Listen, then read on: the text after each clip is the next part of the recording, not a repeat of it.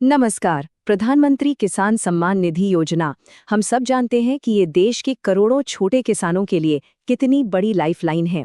लेकिन जमीनी स्तर पर एक बहुत बड़ा कंफ्यूजन हमेशा रहता है। क्या एक ही घर में रहने वाले पिता और पुत्र दोनों एक ही जमीन पर इस योजना का पैसा ले सकते हैं? आज के इस एक्सप्लेनर में हम इसी उलझन को पूरी तरह से सुलझाने वाले हैं। तो चलिए सीधे इसमें गोता लगाते हैं और पीएम किसान योजना के उस बेहद सख्त नियम की पूरी सच्चाई समझते हैं, जिसे आम बोलचाल में बाप बेटे का नियम कहा जाता है।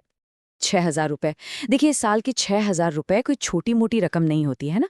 ये वो सपोर्ट है जो डायरेक्ट बेनिफिट ट्रांसफर के जरिए सीधे बैंक खातों में आता है। जब दांव पर इतनी अहम रकम लगी हो तो जाहिर है कि नियमों को बिल्कुल सही ढंग से समझना हमारी सबसे पहली प्राथमिकता होनी चाहिए। आज के हमारे इस एनालिसिस का एजेंडा एकदम क्लियर है। सबसे पहले फादर सन रूल को समझेंगे, फिर देखेंगे कि परिवार की लीगल परिभाषा क्या है। उसके बाद विरासत और म्यूटेशन की बात करेंगे, कुछ खास सिनेरियोज देखेंगे और अंत में जानेंगे कि अपात्र होने पर रिकवरी के क्या कड़े नियम हैं। तो शुरुआत करते हैं पहले पॉइंट से, द फादर सन रूल, यानी भूमि स्वामित्व को लेकर क्या पाबंदियां हैं। गांव देहात में हम अक्सर देखते हैं कि बेटा खेती का सारा काम अकेले संभालता है, दिन रात पसीना बहाता है, तो लगता है कि भाई फायदा भी तो उसी को मिलना चाहिए। लेकिन नहीं, असल में ये एक बहुत बड़ी गलतफहमी है। नियम एकदम साफ है। योजना का पैसा सिर्फ और सिर्फ उसी व्यक्ति को मिलेगा जो कानूनी रूप से जमीन का मालिक है और जिसका नाम सरकारी खतौनी में दर्ज है। खेत में हल कौन चला रहा है, इससे सरकार को मतलब नहीं है। अगर कागजों में जमीन पिताजी के नाम पर है तो केवल वही इस पैसे के हकदार हैं। बेटा इसके लिए कानूनी रूप से कोई दावा नहीं ठोक सकता। अब आते हैं दूसरे हिस्से पर, परिवार की कानूनी परिभाषा और वन फैमिली वन बेनिफिट का सिद्धांत। किसी भी तरह के डुप्लीकेट दावों को रोकने के लिए इस योजना में परिवार शब्द को बहुत ही कड़ाई से परिभाषित किया गया है। कानूनी तौर पर एक परिवार का मतलब है पति, पत्नी और उनके 18 साल से कम उम्र के बच्चे। बस यही एक सिंगल यूनिट मानी जाएगी। इसका सीधा सा मतलब ये है कि सोचिए, अगर किसी परिवार में पति और पत्नी दोनों के नाम पर अलग अलग खेत भी रजिस्टर्ड है ना, तब भी उस पूरे परिवार को मिलाकर सिर्फ एक ही लाभ मिलेगा, दो अलग अलग फायदे बिल्कुल नहीं। और ये चीज इस बात को बहुत ही बेहतरीन ढंग से दर्शाती है कि उम्र का एलिजिबिलिटी पर कितना बड़ा असर पड़ता है। अगर बेटा माइनर है यानी 18 से कम, तो वो सीधे सीधे पिता के परिवार का ही हिस्सा है और अपात्र है। लेकिन 18 साल के बाद क्या? बालिग होने पर एक वयस्क बेटा कानूनी तौर पर एक अलग परिवार तो बन जाता है, लेकिन ध्यान रहे वो केवल और केवल तभी पैसे का हकदार होगा जब उसके खुद के नाम पर अलग से कोई जमीन रजिस्टर्ड हो। सिर्फ 18 साल का हो जाने से किसी को ऑटोमेटिक पात्रता नहीं मिल जाती।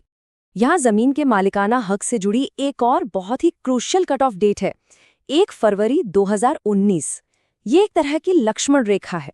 नियम कहता है कि अगर किसी ने 1 फरवरी 2019 के बाद कोई नई जमीन खरीदी है तो मौजूदा नियमों के तहत उस नई खरीदी गई जमीन पर पीएम किसान का लाभ नहीं लिया जा सकता।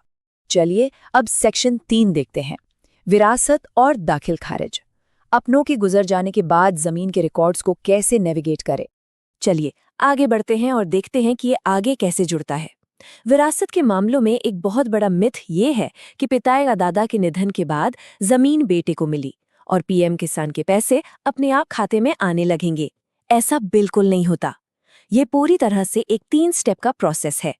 सबसे पहले बेटे को राजस्व विभाग जाना होगा और दाखिल खारिज, जिसे म्यूटेशन कहते हैं, वो करवाना होगा। जब खतौनी में आधिकारिक तौर पर बेटे का नाम चढ़ जाएगा, केवल उसके बाद ही वो पीएम किसान पोर्टल पर नए सिरे से अप्लाई करने के योग्य माना जाएगा। सेक्शन 4, कुछ विशेष परिस्थितियां। आइए कुछ उलझे हुए मामलों को साफ करते हैं।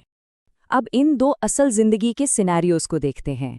मान लीजिए जमीन संयुक्त है, जॉइंट है और कागजों में कोई बंटवारा नहीं हुआ है। ऐसे में क्या होगा? ऐसे में सिर्फ एक मुख्य मालिक को ही लाभ मिलेगा।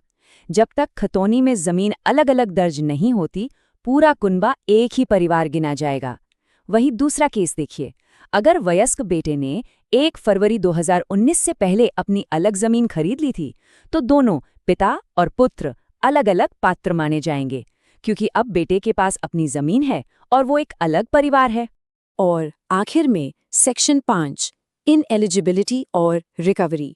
नियम तोड़ने के परिणाम और उन्हें सुधारने के तरीके।